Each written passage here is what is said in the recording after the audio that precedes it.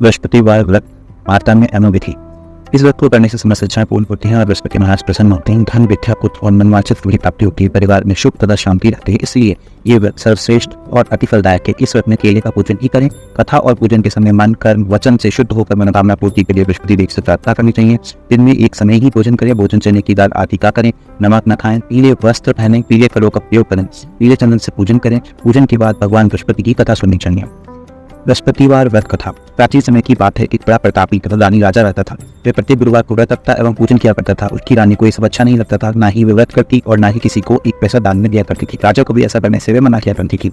एक समय की बात है कि राजा शिकार खेलने वन को चले गए। घर पर रानी और दासी थी। उस समय गुरु बृहस्पति साधु के रूप धारण कर राजा के दरवाजे पर भिक्षा मांगने के लिए आए। साधु ने रानी से भिक्षा मांगी तो वह कहने लगी, हे साधु महाराज, मैं इस दान और पुण्य से तंग आ गई हूँ। आपको ऐसा उपाय बताएं जिससे ये सारा धन नष्ट हो सके और मैं आराम से रह सकूं। साधु ने भी बृहस्पति देव ने कहा, हे देवी, तुम बड़ी विचित्र हो। बना धन और संतान से भी कोई दुखी होता है। अगर तुम्हारे पास अधिक धन है तो तुम इसे शुभ कार्यों में लगाओ जिससे तुम्हारे दोनों लोग शुद्ध रहें। परंतु साधु की इन बातों पे रानी खुश नहीं हुई। उसने कहा, मुझे ऐसे धन की कोई आवश्यकता जिसे अन्य लोगों को दान दो, संभालने में ही मेरा सारा समय नष्ट हो जाए। साधु ने कहा, यदि तुम्हारी ऐसी इच्छा है तो जैसा मैं तुम्हें बताता हूँ वैसा ही करना। बृहस्पतिवार के दिन घर को गोबर से लीपना, अपने केशों को पीली मिट्टी से धोना, केशों को धोते समय स्नान करना, राजा से हजामत बनाने को कहना, भोजन में मांस मदिरा खाना, कपड़ा धोबी के हाथों में डालना। इस प्रकार 7 बृहस्पतिवार करने से तुम्हारा समस्त धन नष्ट हो जाएगा। इतना कहकर साधु बने बृहस्पति देव अंतर्ध्यान हो गए। साधु के कहे अनुसार करते हुए रानी को केवल 3 बृहस्पतिवार ही बीते थे। उनकी समस्त धन संपत्ति नष्ट हो गई। भोजन के लिए परिवार तरसने लगा। एक दिन राजा रानी से बोला, हे रानी, तुम यहीं रहो, मैं दूसरे देश को जाता हूँ क्योंकि यहाँ पर मुझे सभी लोग जानते हैं, इसलिए मैं कोई छोटा कार्य नहीं कर सकता। ऐसा कहकर राजा प्रदेश चला गया। वहाँ वे जंगल से लकड़ी काट कर लाता और शहर में बेचता। इस तरह वह अपना जीवन व्यतीत करने लगा। इधर राजा के बिना रानी और दासी दुखी रहने लगी। एक समय की बात है जब रानी और दासियों को 7 दिन बिना भोजन के रहना पड़ा तो रानी ने अपनी दासी से कहा, दासी, पासी के नगर में मेरी बहन रहती है, वे बड़ी धनवान है, तो उसके पास जा और कुछ ले आ ताकि कुछ गुजर बसर हो जाए। दासी रानी की बहन के पास गई। उस दिन बृहस्पतिवार था। रानी की बहन उस समय बृहस्पतिवार की कथा सुन रही थी। दासी ने रानी की बहन को अपनी रानी का संदेश दिया, लेकिन रानी की बहन ने कोई उत्तर नहीं दिया। जब दासी को रानी की बहन से कोई उत्तर नहीं मिला तो वह बहुत दुखी हुई और उसे क्रोध भी आया।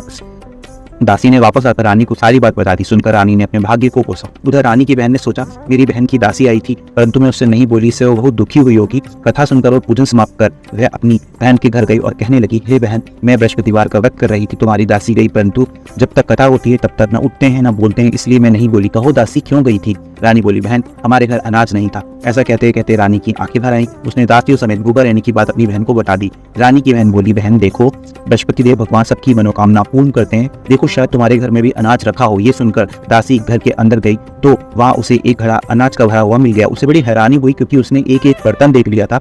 उसने बाहर आकर रानी को बताया।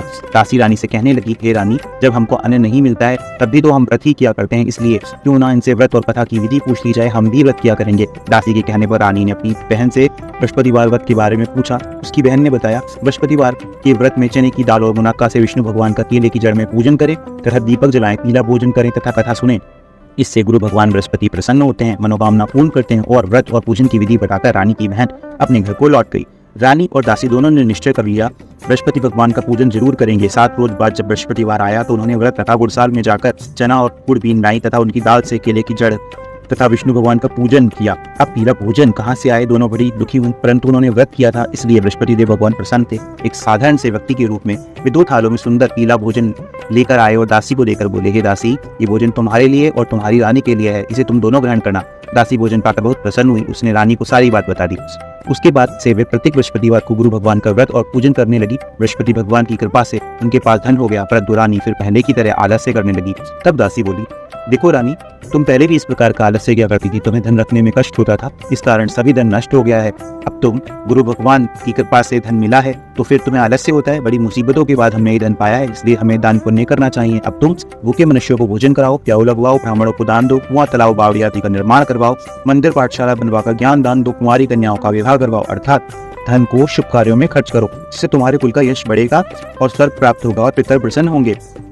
दासी की बात मानकर रानी शुभ कर्म करने लगी, उसका यश फैलने लगा। एक दिन रानी और दासी आपस में विचार करने लगी, अजाने राजा किस दशा में होंगे, उनकी कोई खोज खबर भी नहीं है। उन्होंने श्रद्धा पूर्वक गुरु बृहस्पति भगवान से प्रार्थना की कि राजा जहाँ कहीं भी हो शीघ्र वापस आ जाएं। उधर राजा प्रदेश में बहुत दुखी रहने लगा। वे प्रतिदिन जंगल से लकड़ी बीन कर लाता और उसे शहर में बेचकर अपनी दुखी जीवन को बड़ी कठिनता से व्यतीत करता। एक दिन दुखी हो अपनी पुरानी बातों को याद करके वे रोने लगा, उदास हो गया। उसी समय राजा के पास बृहस्पति देव साधु के वेश में आकर बोले, हे लकड़हारे, तुम इस सुनसान जंगल में किस चिंता में बैठे हो, मुझे बतलाओ। ये सुन राजा के नेत्रों में जल भर आया। साधु की वंदना कर राजा ने अपनी संपूर्ण कहानी सुना दी। महात्मा दयालु होते हैं। वे राजा से बोले, हे राजा, तुम्हारी पत्नी ने बृहस्पति देव के प्रति अपराध किया था, जिसके कारण तुम्हारी ये दशा हुई है। अब तुम किसी प्रकार की चिंता मत करो, भगवान तुम्हें पहले से अधिक धन देंगे। देखो, तुम्हारी पत्नी ने बृहस्पतिवार का व्रत आरंभ कर दिया है। अब तुम भी बृहस्पतिवार का व्रत करके चने की दाल व गुड़ जल के लोटे में डालकर केले का पूजन करो, फिर कथा कहो या सुनो।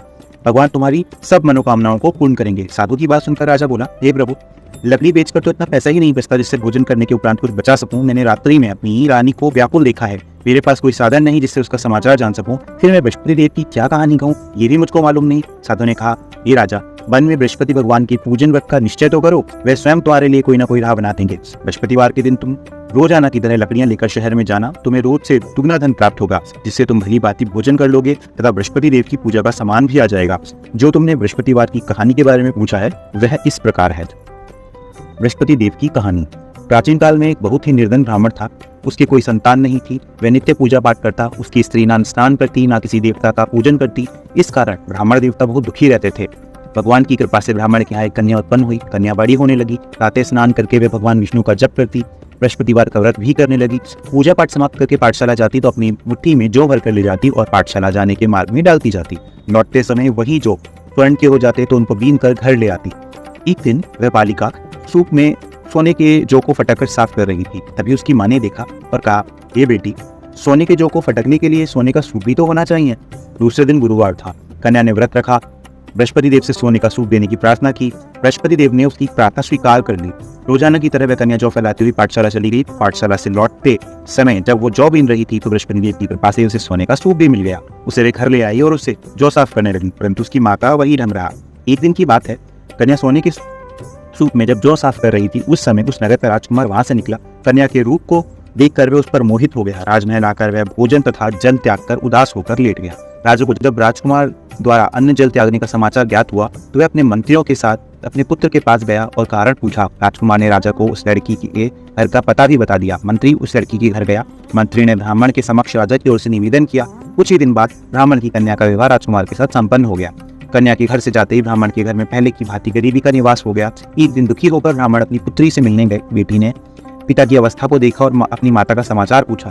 ब्राह्मण ने सभी हाल कह सुनाया। कन्या ने बहुत सा धन देकर अपने पिता को विदा कर दिया, लेकिन कुछ दिन बाद फिर से वही हाल हो गया। ब्राह्मण फिर अपनी कन्या के घर गया और सभी हाल कहा तो पुत्री बोली, हे पिताजी, आप माताजी को यहाँ लेवा लाओ, मैं उन्हें वह विधि बता दूंगी जिससे गरीबी दूर हो जाएगी। ब्राह्मण देवता अपनी स्त्री को साथ लेकर अपनी पुत्री के पास राजमहल पहुंचे तो पुत्री अपनी माँ को समझाने लगी, हे माँ, तुम प्रातःकाल स्नान आदि करके विष्णु भगवान का पूजन करो तो सब दरिद्रता दूर हो जाएगी। परंतु उसकी माँ ने उसकी एक भी बात नहीं मानी। वह प्रातःकाल उठकर अपनी पुत्री का वजह जूठन खा लेती थी। एक दिन उसकी पुत्री को बहुत गुस्सा आया। उसने अपनी माँ को एक कोठरी में बंद कर दिया। प्रातः उसे स्नान आदि करा के पूजा पाठ करवाया तो उसकी माँ की बुद्धि ठीक हो गई। इसके बाद वह नियम से पूजा पाठ करने लगी और प्रत्येक बृहस्पतिवार को व्रत रखने लगी। इस व्रत के प्रभाव से मृत्यु के बाद वह स्वर्ग को गई और वह ब्राह्मण भी सुखपूर्वक इस लोक का सुख भोग कर स्वर्ग को प्राप्त हुआ। इस तरह कहानी कहकर साधु देवता वहां से लोप हो गए। धीरे धीरे समय व्यतीत होने पर फिर बृहस्पतिवार का दिन आया। राजा जंगल से लकड़ी काटकर शहर में बेचने गया। उसे उस दिन और दिनों की अपेक्षा अधिक धन मिला। राजा ने चना गुड़ लाकर बृहस्पतिवार का व्रत किया। उस दिन से उसके सभी क्लेश दूर हो गए। परंतु जब अगले गुरुवार का दिन आया तो वह बृहस्पतिवार का व्रत करना भूल गया। इस कारण बृहस्पति भगवान नाराज हो गए। उस दिन उस नगर के राजा ने विशाल यज्ञ का आयोजन किया था तथा अपने समस्त राज्य में घोषणा करवा दी थी कि मेरे यहाँ भोजन करने आए किसी के घर चूल्हा ना जले। इस आज्ञा को जो न मानेगा उसको फांसी दे दी जाएगी। राजा की आज्ञा अनुसार राज्य के सभी वासी राजा के भोजन में सम्मिलित हुए, लेकिन लकड़हारा कुछ देर से पहुंचा, इसलिए राजा उसको अपने साथ महल में ले गए। जब राजा लकड़हारे को भोजन करा रहे थे तो रानी की दृष्टि उस खूंटी पर पड़ी जिस पर उसका हार लटका हुआ था। उसे हार खूंटी पर लटका हुआ दिखाई नहीं दिया। रानी को निश्चय हो गया कि मेरा हार इस लकड़हारे ने ही चुराया है। उसी समय सैनिक बुलवाकर उसको जेल में डलवा दिया। लकड़हारा जेल में विचार करने लगा कि न जाने कौन से पूर्व जन्म के कर्म से मुझे दुख प्राप्त हुआ है और जंगल में मिले साधु को याद करने लगा। तत्काल बृहस्पति देव साधु के रूप में प्रकट हो गए और कहने लगे, अरे मूर्ख, तूने बृहस्पति देवता की कथा नहीं की, इसी कारण तुझे दुख प्राप्त हुआ है। अब चिंता मत कर, बृहस्पतिवार के दिन जेल खाने के दरवाजे पर तुझे 4 पैसे पड़े मिलेंगे। उनसे तू बृहस्पति देव की पूजा करना तो तेरे सभी क्लेश दूर हो जाएंगे। अगले बृहस्पतिवार उसे जेल के द्वार पर 4 पैसे मिले। राजा ने पूजा का सामान मंगवाकर कथा कही और प्रसाद बांटा। उसी रात्रि में बृहस्पति देव ने उस नगर के राजा को स्वप्न में कहा कि राजा, तूने जिसे जेल में बंद किया है उसे कल छोड़ देना, वह निर्दोष है। राजा प्रातःकाल उठा और खूंटी पर हार टंगा देखकर लकड़हारे को बुलाकर क्षमा मांगी तथा राजा के योग्य सुंदर वस्त्र आभूषण भेंट कर उसे विदा किया। गुरुदेव की आज्ञा अनुसार राजा नगर के वो चल दिया। राजा जब नगर के निकट पहुंचा तो उसे बड़ा ही आश्चर्य हुआ। नगर में पहले से अधिक बाग, तालाब, कुएं, बहुत सी धर्मशालाएं, मंदिर आदि बने हुए थे। राजा ने पूछा, किसका बाग और धर्मशाला है? तब नगर के सब लोग कहने लगे, ये सब रानी और दासी द्वारा बनवाए गए हैं। राजा को आश्चर्य हुआ और गुस्सा भी आया। उसके अनुपस्थिति में रानी के पास इतना धन कहाँ से आया होगा? जब रानी ने खबर सुनी कि राजा आ रहे हैं तो उसने अपनी दासी से कहा, हे दासी, देख, राजा हमको कितनी बुरी हालत में छोड़ के गए थे। वे हमारी ऐसी हालत देखकर लौट ना जाएं, इसलिए तू दरवाजे पर खड़ी हो जा। रानी की आज्ञा अनुसार दासी दरवाजे पर खड़ी हो गई और जब राजा आए तो उन्हें अपने साथ महल में लिवा लाई। तब राजा ने क्रोध करके अपनी तलवार निकाली और पूछने लगा, बताओ ये धन तुम्हें कैसे प्राप्त हुआ है? तब रानी ने सारी कथा कह सुनाई। राजा ने निश्चय किया, मैं रोजाना दिन में 3 बार कथा गाऊंगा, रोज व्रत किया करूंगा। अब हर समय राजा के दुपट्टे से चने की दाल बंधी रहती तथा दिन में 3 बार कथा कहता। एक रोज राजा ने विचार किया कि चलो अपनी बहन के यहाँ हो आऊं। इस तरह का निश्चय कर राजा घोड़े पर सवार हो अपनी बहन के यहाँ चल दिया। मार्ग में उसने देखा कि कुछ आदमी मुर्दे को लिए जा रहे हैं। उन्हें रोककर राजा कहने लगा, अरे भाइयों, मेरी बृहस्पति की कथा सुन लो। वे बोले, लो, हमारा तो आदमी मर गया है, इसको अपनी कथा की पड़ी है। परंतु कुछ आदमी बोले, अच्छा कहो, हम तुम्हारी कथा भी सुनेंगे। राजा ने दाल निकाली और कथा कहनी शुरू कर दी। जब कथा आधी हुई तो मुर्दा हिलने लगा। जब कथा समाप्त हुई तो राम राम कह के मुर्दा खड़ा हो गया। राजा आगे बढ़ा। उसे चलते चलते शाम हो गई। आगे मार्ग में उसे एक किसान खेत में हल चलाता मिला। राजा ने उससे कथा सुनने का आग्रह किया, लेकिन वह नहीं माना। राजा आगे चल पड़ा। राजा के हटते ही बैल पछाड़ खा के गिर गए और किसान के पेट में बहुत जोर से दर्द होने लगा। उसी समय किसान की माँ रोटी लेकर आई। उसने जब देखा तो अपने पुत्र से सवाल पूछा। बेटे ने सभी हाल बता दिया। बुढ़िया दौड़ी दौड़ी उस घुड़सवार के पास गई। उससे बोली, मैं तेरी कथा सुनूंगी, तू अपनी कथा मेरे खेत पर चलकर ही कहना। राजा ने लौटकर बुढ़िया के खेत पर जाकर कथा कही, जिसके सुनते ही बैल खड़े हो गए। किसान के पेट का दर्द भी बंद हो गया। राजा अपनी बहन के घर पहुंच गया। बहन ने भाई की खूब मेहमानी की। दूसरे रोज प्रातःकाल राजा जागा तो वे देखने लगा कि सब लोग भोजन कर रहे हैं। राजा ने अपनी बहन से पूछा, ऐसा कोई मनुष्य है जिसने भोजन ना किया हो, जो मेरी बृहस्पतिवार की कथा सुन ले? बहन बोली, हे भैया, ये देश ऐसा ही है। यहाँ के लोग पहले भोजन करते हैं, बाद में अन्य काम करते हैं। फिर वह कुमार के घर गई, जिसका लड़का बीमार था। उसे मालूम हुआ कि उसके यहाँ 3 दिन से किसी ने भोजन नहीं किया है। रानी ने अपने भाई की कथा सुनने के लिए कुमार से कहा। वह तैयार हो गया। राजा ने जाकर बृहस्पतिवार की कथा कही, जिसको सुनकर उसका लड़का ठीक हो गया। अब तो राजा की प्रशंसा होने लगी। एक दिन राजा ने अपनी बहन से कहा, हे बहन, अब मैं अपने घर को जाऊंगा, तुम भी तैयार हो जाओ। राजा की बहन ने अपनी सास से अपने भाई के साथ जाने की आज्ञा मांगी तो सास बोली, चली जा, परंतु अपने लड़कों को लेकर मत जाना, क्योंकि तेरे भाई की कोई संतान नहीं होती है। बहन ने भाई से कहा, हे भैया, मैं तो चलूंगी, परंतु कोई बालक नहीं जाएगा। अपनी बहन को भी छोड़कर दुखी मन से राजा अपने नगर को लौट आया। राजा ने अपनी रानी को सारी कथा बताई और बिना भोजन किए शैया पर लेट गया। रानी बोली, हे प्रभु, बृहस्पति देव ने हमें सब कुछ दिया है, वे हमें संतान अवश्य देंगे। उसी रात बृहस्पति देव ने राजा को स्वप्न में कहा, हे राजन, उठ, सभी सोच त्याग दे, तेरी रानी गर्भवती है। राजा को ये सुनकर बड़ी खुशी हुई। 9वें महीने राजा की गर्भ से एक सुंदर पुत्र पैदा हुआ। तब राजा बोला, हे रानी, स्त्री बिना भोजन के रह सकती है, परंतु बिना कहे नहीं रह सकती। जब मेरी बहन आए तो तुम उससे कुछ मत कहना। रानी ने हाँ दी। जब राजा की बहन ने शुभ समाचार सुना तो वह बहुत खुश हुई और बधाई लेकर अपने भाई के यहाँ आई। रानी ने तब उसे आने का उल्हाना दिया। जब भाई अपने साथ ला रहे थे तब टाल गई, उनके साथ ना आई। आज अपने आप भागी भागी बिना बुलाए आ गई। तो राजा की बहन बोली, भाई, मैं इस प्रकार ना कहती तो तुम्हारे घर औलाद कैसे होती। बृहस्पति देव सभी कामनाएं पूर्ण करते हैं। जो सद्भावना पूर्वक बृहस्पतिवार का व्रत करता है एवं कथा पढ़ता है अथवा सुनता है और दूसरों को सुनाता है, बृहस्पति देव उसकी सभी मनोकामनाएं पूर्ण करते हैं, उसकी सदैव रक्षा करते हैं। जो संसार में सद्भावना से गुरुदेव का पूजन एवं व्रत सच्चे हृदय से करते हैं, उनकी सभी मनोकामनाएं वैसे ही पूर्ण होती हैं जैसी सच्ची भावना से रानी और राजा ने बृहस्पति देव की कथा का गुणगान किया तो उनकी सभी इच्छाएं बृहस्पति देव ने पूर्ण की। अनजाने में भी बृहस्पति देव की उपेक्षा ना करें, ऐसा करने से सुख शांति नष्ट हो जाती है। इसलिए सबको कथा सुनने के बाद प्रसाद लेकर जाना चाहिए, हृदय से उनका मनन करते हुए जयकारा बोलना चाहिए। इति श्री बृहस्पतिवार व्रत।